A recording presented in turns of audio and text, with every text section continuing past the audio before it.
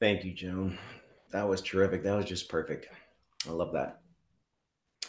And it is now my pleasure to introduce our speaker today, who, of course, needs no introduction, but I'm going to give her one anyway. Maureen is the founder of Speakeasy.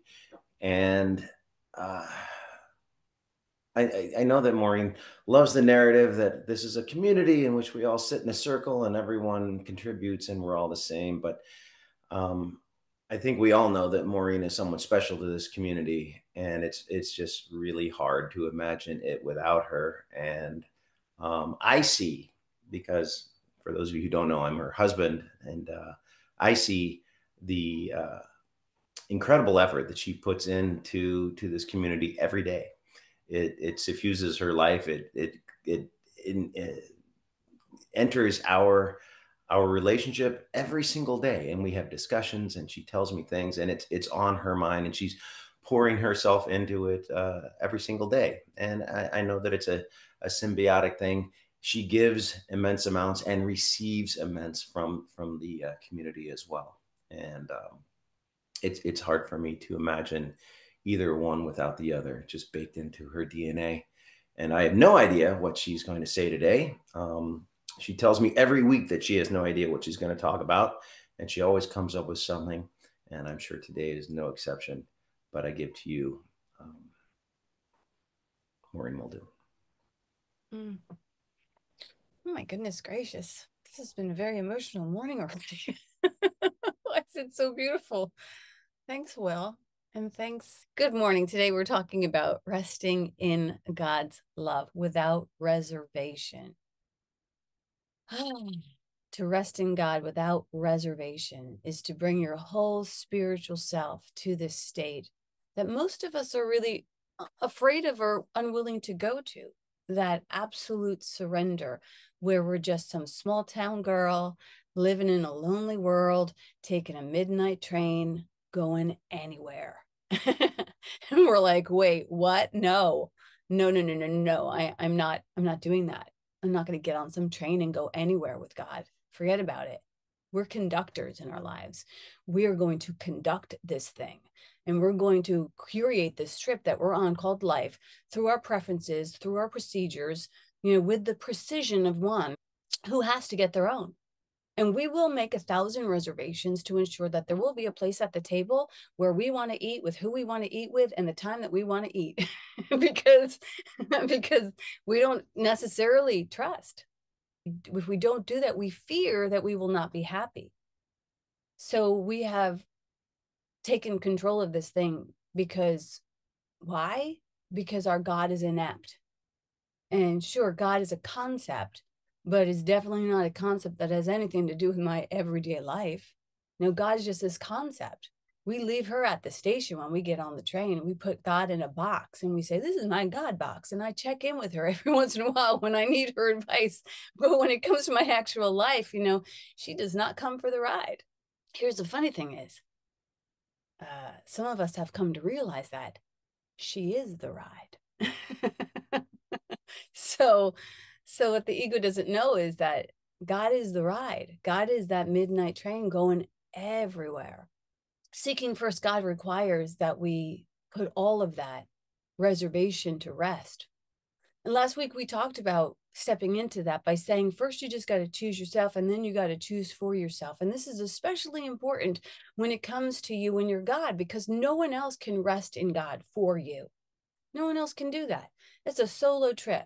That's a lonely trip on the midnight train with God, which feels scary, but it's majestic. There's some mystery to it. And that's the only thing we fear because we've been so groomed and so manicured into these little lives of containers that could never contain her. We start to expect that outside the box is scary and we don't want to go there. But the admission to take this ride is to be willing to go to that place on our own and not attempt to be codependent with it. And in order to fully go there to our divine, we might want to answer two questions that might make this resting a little bit more restful. I hear people say all the time, like, it's kind of funny. I feel like we are in a time where we are rest opposed, where people say, like, oh my I can't believe this. You can't believe what I did today. I took a nap. I literally took a nap in the middle of the day. It's like they're saying, like, I went to the moon. That's how far we are from the idea of rest.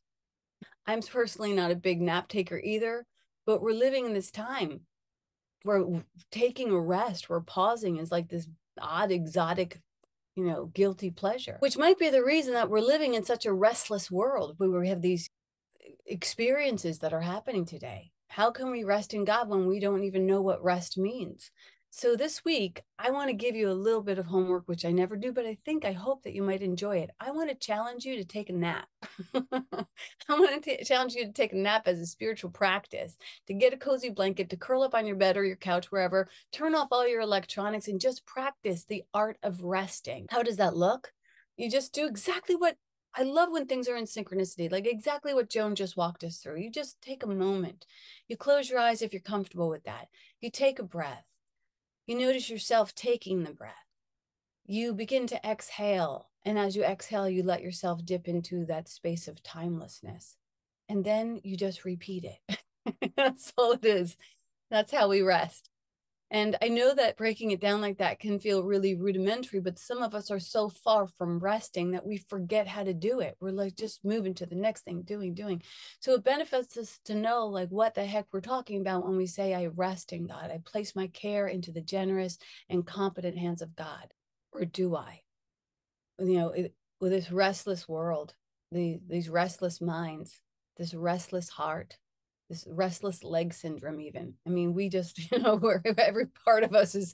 So although we say I rest in God, and as people who study A Course in Miracles, we say I rest in God, there's not always a lot of resting going on.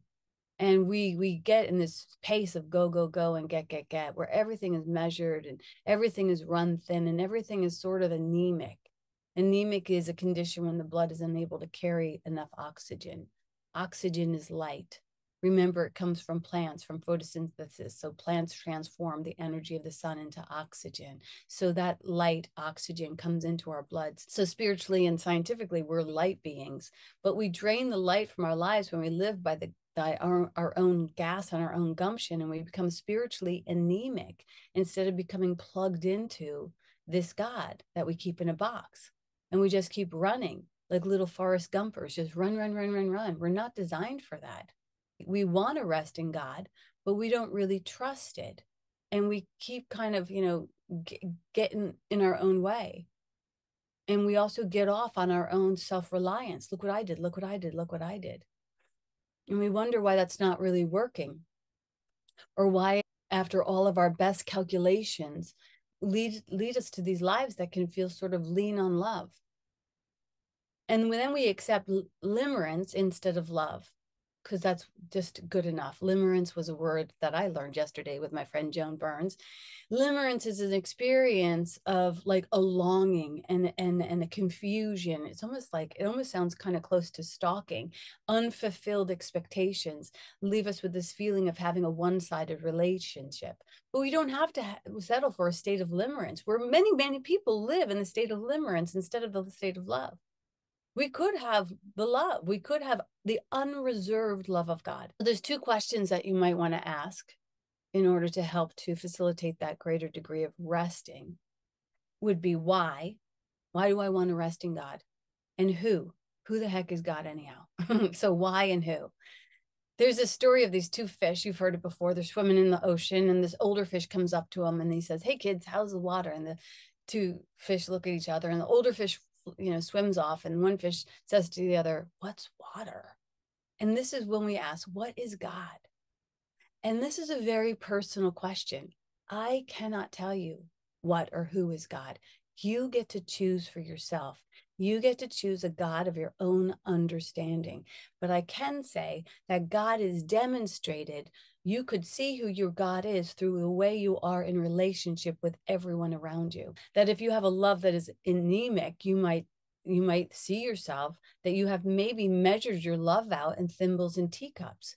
If you're giving love here and not giving love there, you maybe have placed your love in sort of a fickle God. If you're look under the hood of your God, you might find some old beliefs in there that you've just inherited, that you've been hanging on to like barnacles in your ride that are causing a glitch in your glide. And when you look in the mirror, you could say, like, this is God. This is God's masterpiece. This is God's self portrait. And so, do I love the way that I think God loves? And maybe you do love the way your God loves. Maybe you love like your God, and maybe your God has limitations to it. Maybe your God is judgmental, and so you get to judge. And maybe your God keeps score, and so you get to keep score. And maybe your God is an absent parent, inept, and sometimes answers prayers and sometimes doesn't. Jesus tells us that it's done unto us as we believe. So we might want to look at that with the Holy Spirit. What have I been believing in regards to my relationship with God? And if I am finding myself in this sort of limited space, I could maybe step forward, reach for the other rung, and require and request a God that's a little bit bigger than the broken down God that I've been courting. But if you do that, if you reach for that unconditional, unreserved God, you might want to get ready to love without reservation, because that's the price for the ticket on board the midnight train going anywhere. You get unconditional with God, where you get to rest in the competent and then the loving and the generous and the kind and the caring love of God. You get that, if that's what you're into. And then you get to have it come through you. So to begin to question, like, is my God stingy? Is my God judgmental? Am I acting that way? So I must have gotten it from somewhere. We learned from our parents. It's the same thing spiritually. So it's okay to question this. It is okay to question God. It's not okay to settle for secondhand breadcrumbs of someone else's idea of God. That is not okay. We are too spiritually mature to just chew on someone else's leftovers. So you get to really get with it while you're taking your nap this week and think about, do I have that God that Joan spoke about, that loving mother God that is literally holding me to her heart? You deserve to have a present, powerful, and palpable relationship with God. And when you get that God, you will know that you have it, because you're no longer running around telling people how woke you are. You don't have to say it, because they will know by the way you're holding the door open for everybody, and how easily you laugh, and how how lit up you look when you pick up the check, and how innocent you look when you take a nap. No more guilty naps. People will just see you and go, oh my gosh, isn't he beautiful, just laying there taking a nap? Others will know your God by the way you treat your mother. Others will know your God by the way you treat your enemies. That's how you'll know your God. You don't have to tell anyone, they'll see it. And the specifics of your God are not even necessary. You could call your God Allah, Buddha, Krishna, or none of the names of God. You maybe even come up with a new name for God, or you can let your God remain nameless. You can let God just be the breath that you breathe instead of a sound or a symbol that your breath carries. You could let your God be the breath that you breathe. You could let your God be that intake and that exhale. Is that a possibility for you? Is that limitless enough? Is that something you could entertain? If with God all things are possible, then I would also say that God, whatever form or figure or flavor it takes, should carry within it the feeling of possibility. Like Maisie's song when she says, I hope you dance. I hope you don't hang on the wall like a wallflower. I hope you live into all your possibilities in this very statistic driven, pre planned, and pre canned world of knowledge consumption, where we are quite literally standing in front of a fire hose of information. I don't know how anyone can ever assimilate everything that needs to be known. It seems that acquiring is more important than wonder, and acquiring information kind of erodes the shores of wonder. What would it be like to allow yourself to have a little awe and wonder when it comes to your God? It's okay. It's okay for your God to cause you to wonder and not necessarily know. To hop, hopefully, on that midnight train going anywhere without reservations, you're going to have to be willing to pack your wonder, your wonderwear. I just made that up. Sorry. So you need to like let go of your plans in order to jump on that train going anywhere with God. But let me tell you, when you get on the train going anywhere with God, the destination is always audacious and you never actually arrive, but every stop is more beautiful and more beautiful than the next. You think Mary knew where she was going when she was riding that donkey to Bethlehem? Do you think she made reservations? Well, actually, she did try and make reservations, but all the inns were full. Anyway, do you think Jesus knew that he was carrying to his own cross? Do you think he had reservations about that? Probably, but he still kept walking. He had a little bit more wonder than worry. God will take you past all that, will take you where you thought you could never go. God has already taken you past where you thought you could go. And she's going to continue to ride that train with you. God will take you past all of your blocks, all your blind spots. Mary birthed Jesus, Jesus birthed Christ, and made this Christ consciousness available for all of us to experience that limitless state of being. In order to do that, all we need to do is lay down our reservations and step into our wonder. Wonder is the threshold of mystery. I mean, that's why when I say to Will, I don't know what I'm talking about today. It's okay. I do wonder, I do wonder and I do sit and I do think and I do contemplate and I do listen. But I do court the mystery because the mystery knows so much more than Maureen knows. And can we make peace with the mystery? Or do we have to pre-plan and pre-can everything? I wonder. And I hope you wonder too.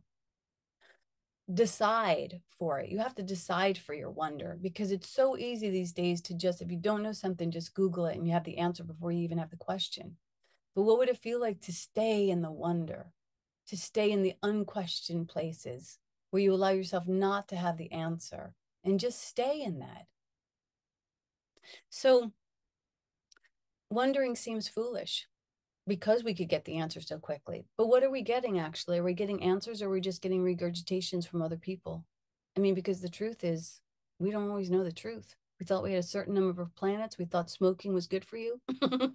I mean, be careful about the questions that you're getting and the sources where you're getting them from. If you go to God, you're going to get an untapped, untainted answer. So you need to pack your wonder. Only fools would get on a train going anywhere.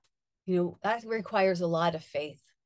And that also leaves a lot of room for miracles.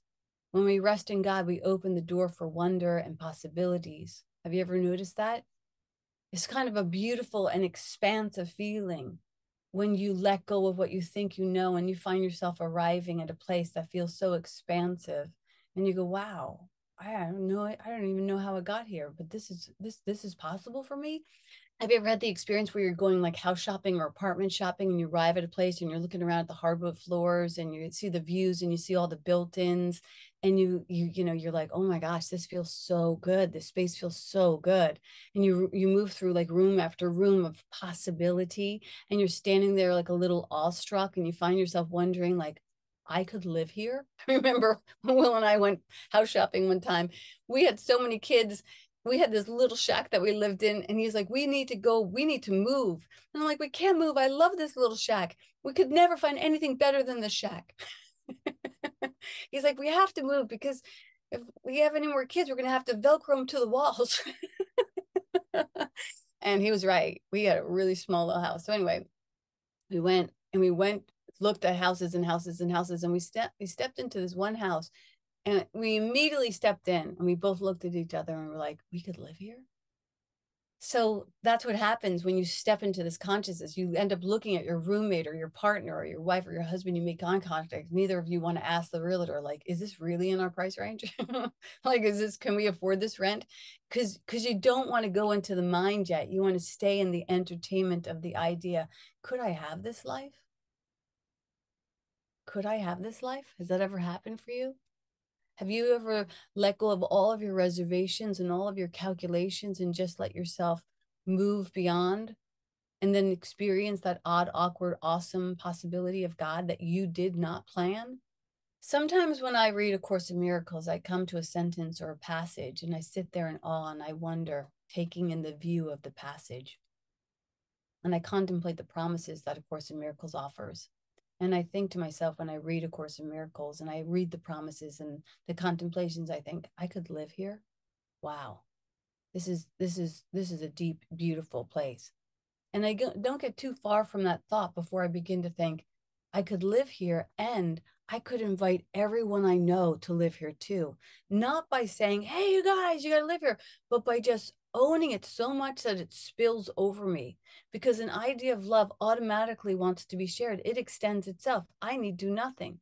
It reminds me of a time at a family wedding when my younger brother Jimmy got drunk for the first time, and he had this best friend Anthony Massey. His name was Anthony Massey, but everyone called him Anthony Massey. And Jimmy and Anthony were two little tough kids in a little tough neighborhood, and they shared everything and nothing because that's what you do when you're tough kids in New Jersey.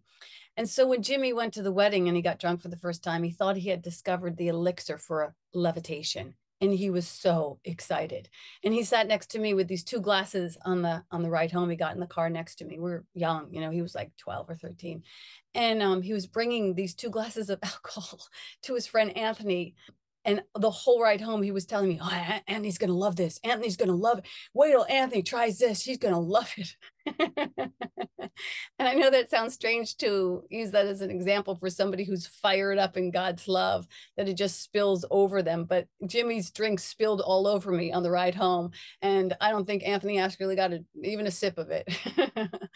But that's not the point. The point is that love extends automatically. You don't need to do anything. You fill yourself up and it spills over you. It makes you feel possible.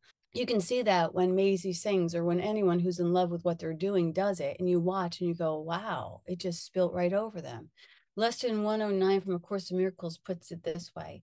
In him you have no cares, no concerns, no burdens, no anxieties, no pain, no fear of the future, no past regrets. When you get in love with God, in timelessness you rest while time goes by without its touch upon you, for your rest can never change in any way at all. You rest today.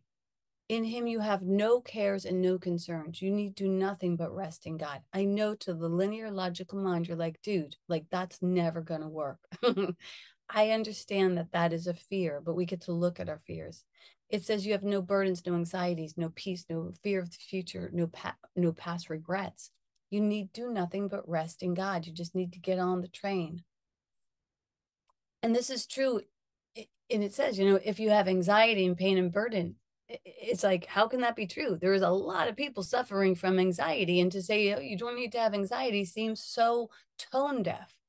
But here's something to just try. Just try it. Try it. You might like it. So how do you try it? It's a funny thing. You do exactly what we've been doing. What's really interesting about all of the ills of the world is that there are libraries upon libraries, books and programs and classes and techniques to assist you in getting still and knowing God. And although those books, programs, classes, techniques, all of them are super helpful, sometimes they can be a block where we get all of this, like, directions to go here, do that, get the special handshake, barter, do this, do that. Well, what if we tried just being still? I mean, that's a novel idea. Teaching someone to be still is like teaching a fish how to swim. You can't make any money on that. So it's so simple that even a child can do it without ever reading a book or taking a program or doing a technique. But if you want me to break it down for you again, as Joan broke it down, as I broke it down already, you just rest. You just take a moment. You close your eyes if that's helpful. You take a breath. You notice yourself taking the breath. You let go of the exhale. You slip into the timelessness and you let yourself rest. The other day I was sitting down to do some writing. I study A Course in Miracles along with teaching it. Sometimes I just sit in my backyard and I study it because I want to see what other blocks there are for me. And I was thinking about this talk, and the Holy Spirit kind of prompted me with this idea of you can't have your cake and eat it too. And I was looking at the ways that I sometimes feel guilty about things. And as a kid, I remember hearing my mom say, you can't have your cake, you just want your cake and eat it too, as if that was a terrible thing. And I remember feeling really greedy when she would say that and guilty when she would say that. And when I looked up the original meaning of that saying, it was simply really kind of funny. It just was simply like, you can't simultaneously retain the possession of a cake and also eat it, because once you ate it, it's in you and you don't have cake anymore. So I thought that was sort of funny.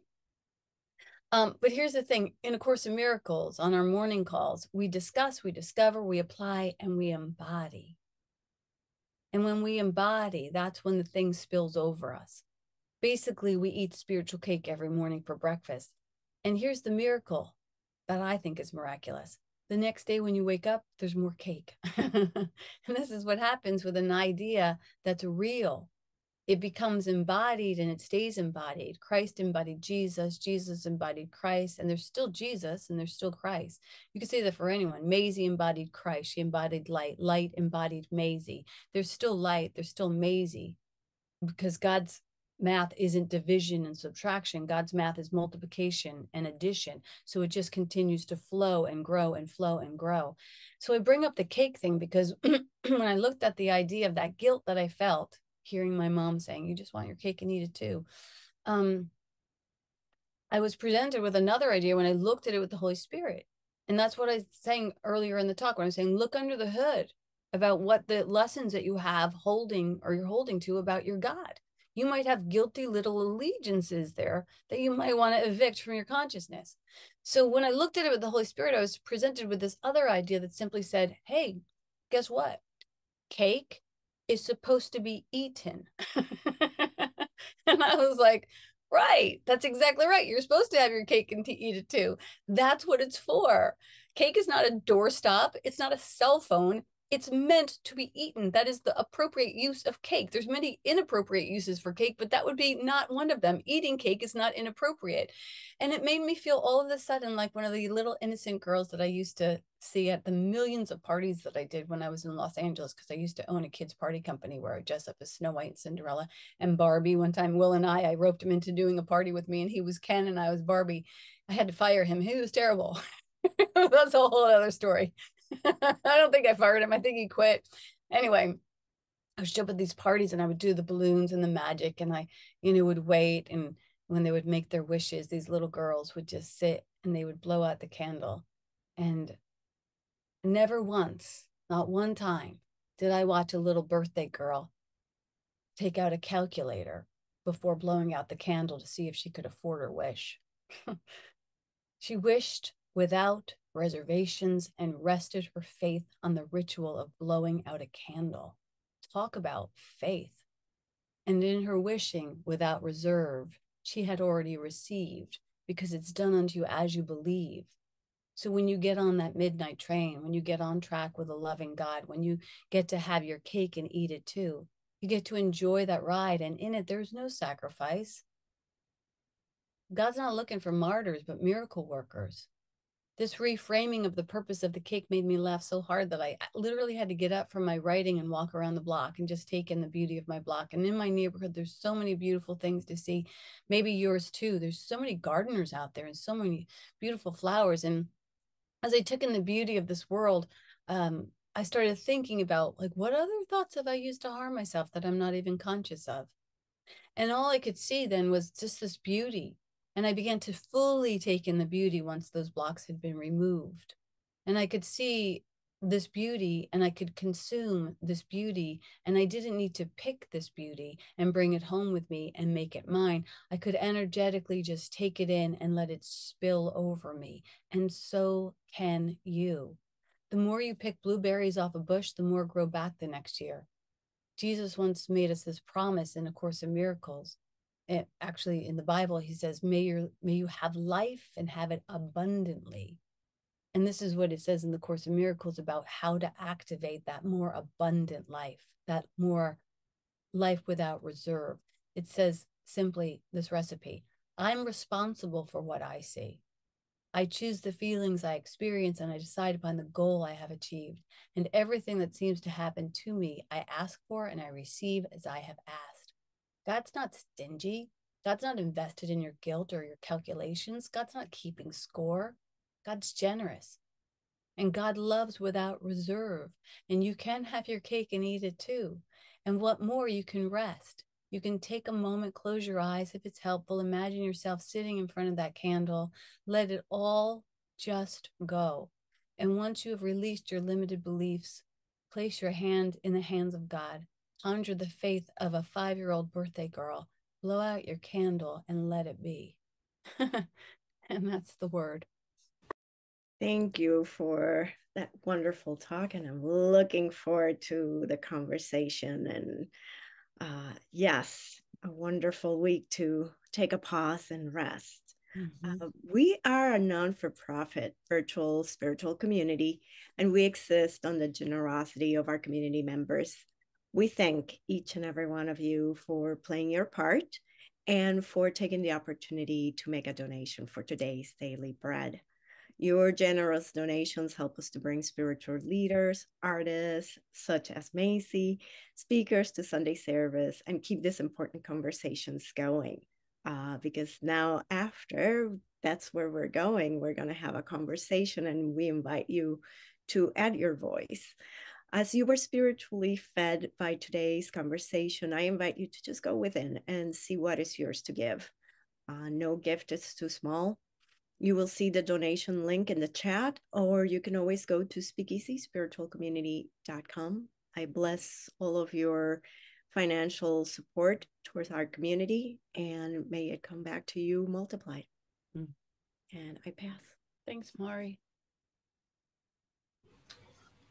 Thank you for that, Mari. And that's an important message too, because I know that making a wish and blowing out candles is amazing, but paying your bills is another way to, you know, move forward in life. So, Yes, um, but form follows consciousness, yeah, I and know. so I what's the crazy thing, Will, is that what's really crazy to me is that we've been doing this community for over 10 years and it's still sufficient.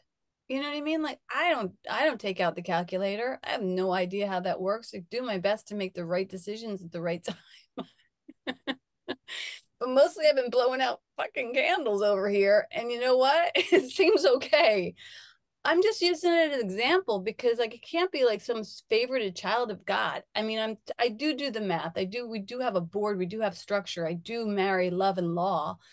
But what I have come to find is that I feel like, especially now with the world seeming on fire, that we all of our mathematics have not gotten us across the border, and that we really do need to reach back into our innocent love and allow that to be like to be the gas in the tank and be the thing that spills over us. Because man, I mean, look at you and I, all the funny things we've gone through. You and I standing like two knuckleheads at that house. We had no clue. We were just sloppy and fertile.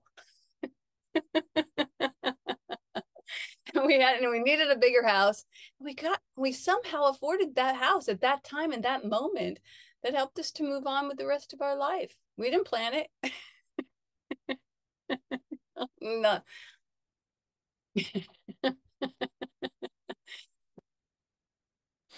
okay.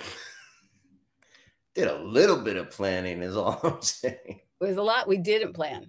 I know. All right, listen, shush, you're done. I have a script I'm going to read here. All right. So Maureen is done now. And now it's time for the, what does it say here? The truly unique experience of Speakeasy, which is our conversation. This is where we invite you to speak easily, find your voice and your truth, and share your thoughts, inspirations, awareness, and your questions in community. When you feel called to share, when and if you feel called to share a question or a comment, please raise your virtual hand, which is located in the reaction tabs in the bottom of your screen. Please also note to leave your video on when doing so, as we want to know and see you. It's interesting because Dove put in the chat, you don't always get what you want, you get what you need. Rolling Stones. Yeah, that's true. But you are co-creating with the divine, and so this recipe that they give us in A Course in Miracles, where it says I'm responsible for what I see, like, what we say is that you don't say I'll believe it when I see it. You see it because you have believed in it. So you always get what you want. You always get what you want. I think that's an incredible like mathematical equation. It and you know, because how do you, and Dove, I'd love to hear what your thoughts are on this, but how do you kind of put that next to that everything is gently planned by one who knows your highest good? I really truly believe in those words from the Rolling Stones simply because I always do get what I need. I mean, uh, and because of that, I've given up fear because you're always afraid you're not going to get what you need. And I've become accustomed to the fact that really whatever it is I need, I already receive and have now. It's only my ego belief system that's afraid of the future. So, so what it is I want is always in the future, and what I need is always right here, right now.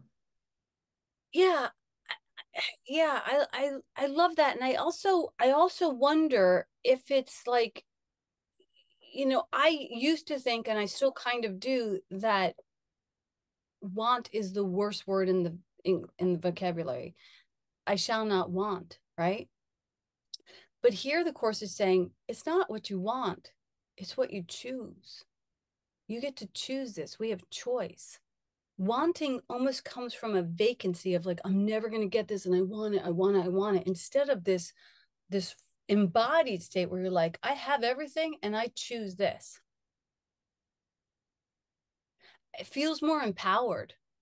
I choose the feelings I experience. I decide upon the goal I would achieve. It doesn't use the word want at all.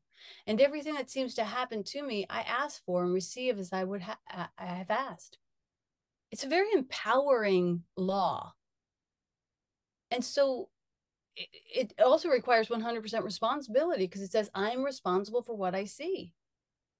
If you're seeing things you don't like to see, take 100% responsibility for it and change the channel. Here's the cliff notes. You're the channel. You're projecting that. I don't remember who it is, but some spiritual teacher was saying that our eyes are like fountains and they will water everything you put them on. And so we really get to be responsible for what we're placing our attention on, because what you place your attention on will grow and bloom.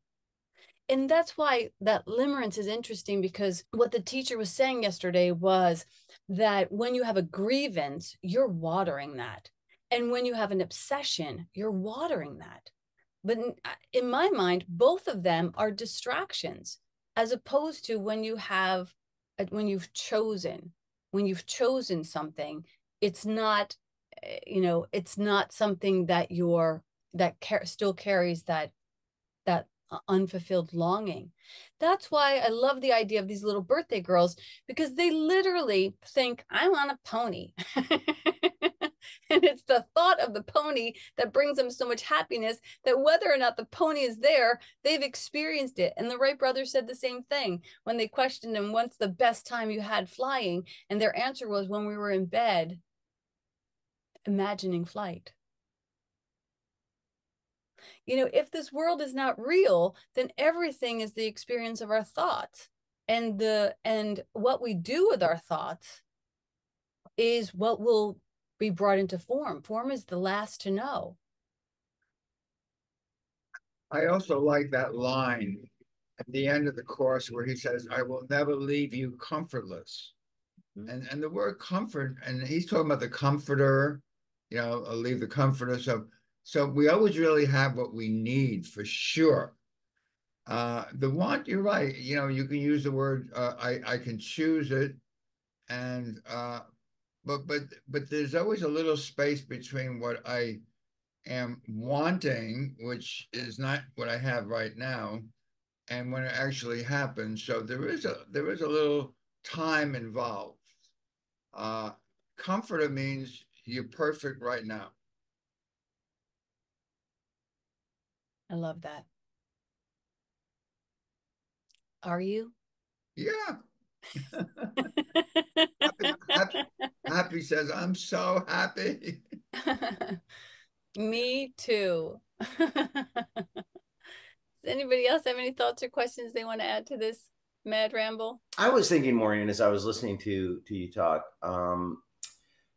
that everything that you said, I have watched you live, and you really are blowing out candles and making wishes, and you are living that experience, I think, of it's being done unto you as you believe, and you are choosing your experience to have in this life.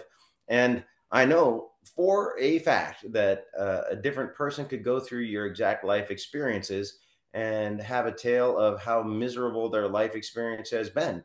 And that isn't yours, because that's not the way you choose to experience the world. And what I was thinking is how different your religious and spiritual experience is from the way I was brought up. I was raised Episcopalian. We went to church every week, normally. But that was kind of the extent of it. We didn't bring any of that hour on Sunday into the rest of our lives. And I don't really have no idea, honestly, what my parents' true spiritual beliefs were, and they're both gone now, of course.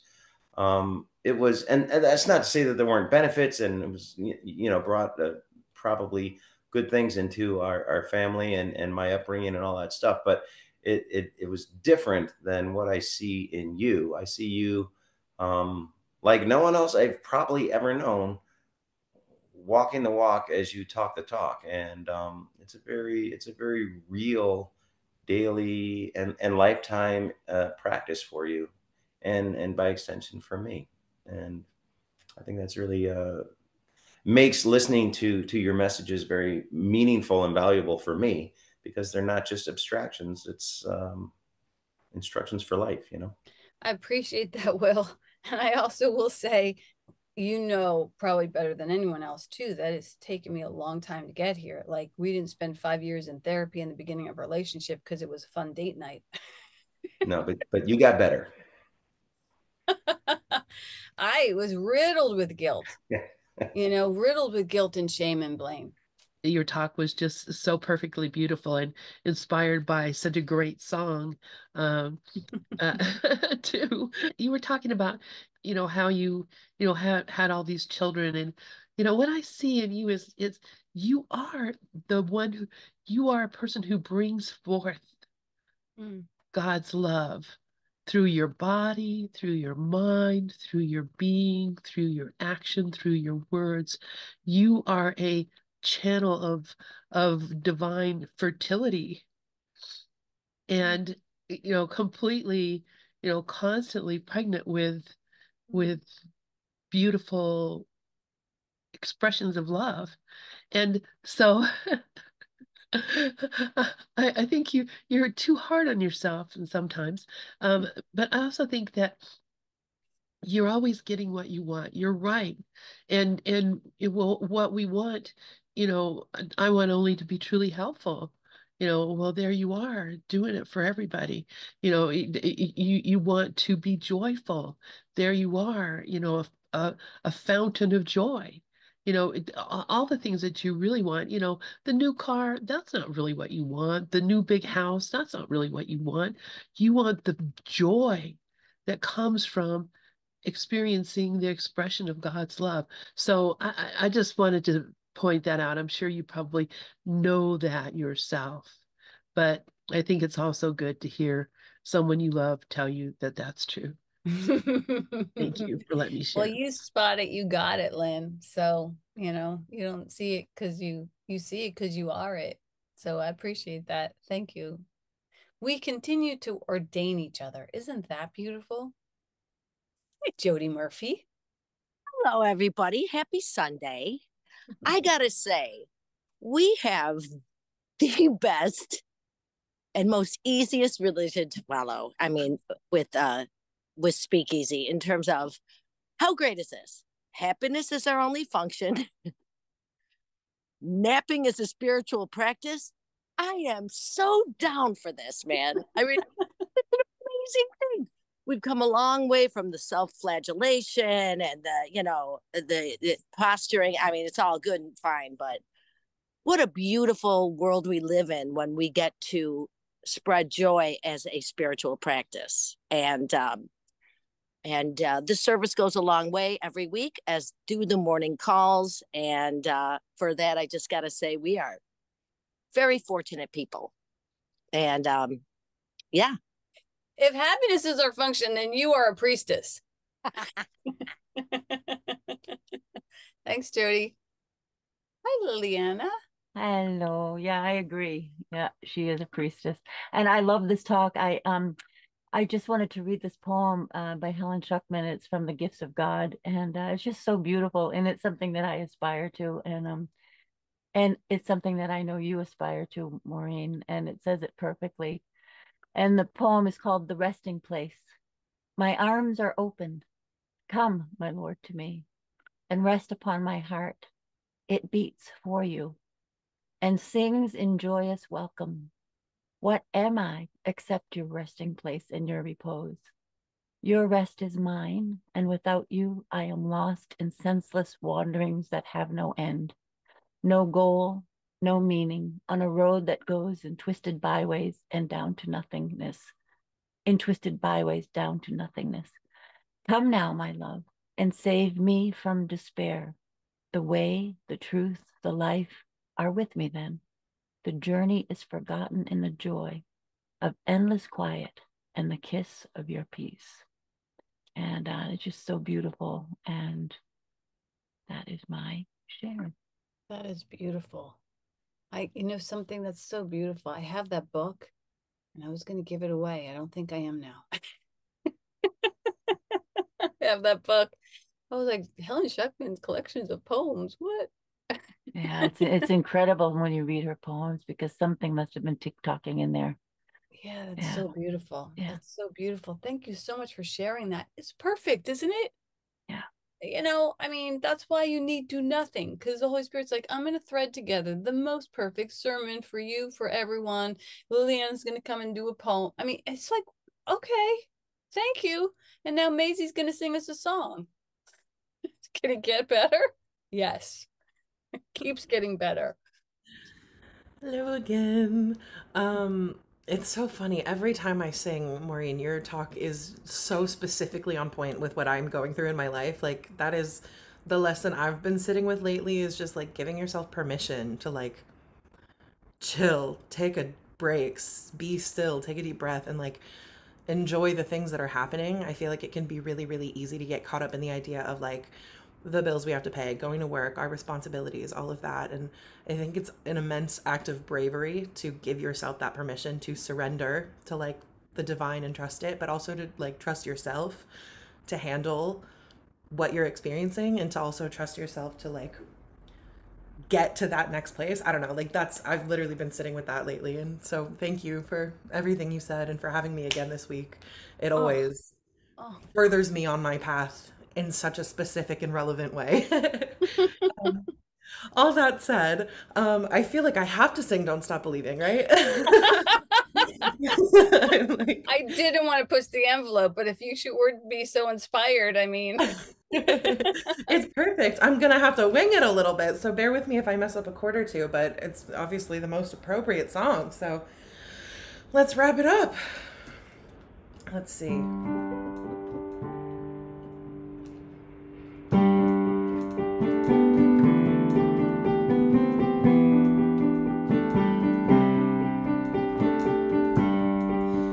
Just a small town girl living in a lonely world. She took the midnight train going anywhere. Just a city boy, born and raised in South Detroit. He took the midnight train going anywhere.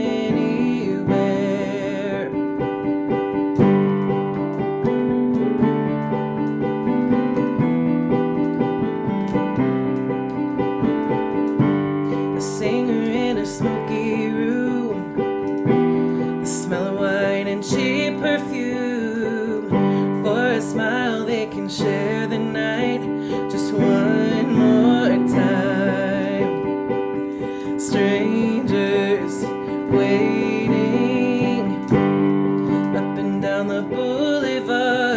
their shadows searching in the night. Street lights, people living just to find emotion, hiding somewhere in the night.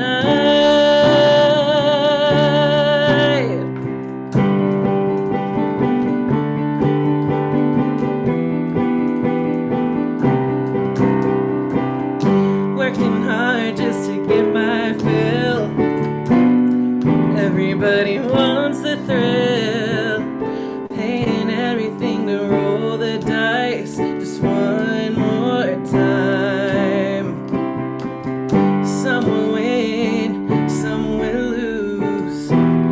Some are born to sing the blues. For a movie never ends, it goes on and on and on and on. Strangers waiting up and down the boulevard, their shadows searching in the night. Street lights, people living just to find emotion, hiding somewhere in the night. Don't stop believing, hold on to that feeling. Street lights, people,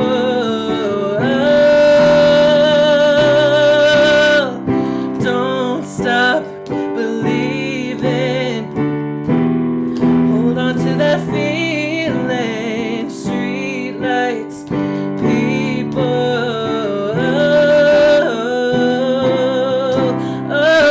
don't stop believing, hold on to that feeling.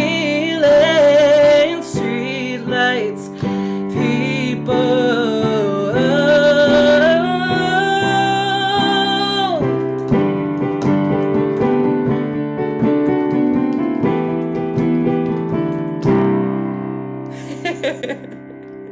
Woo.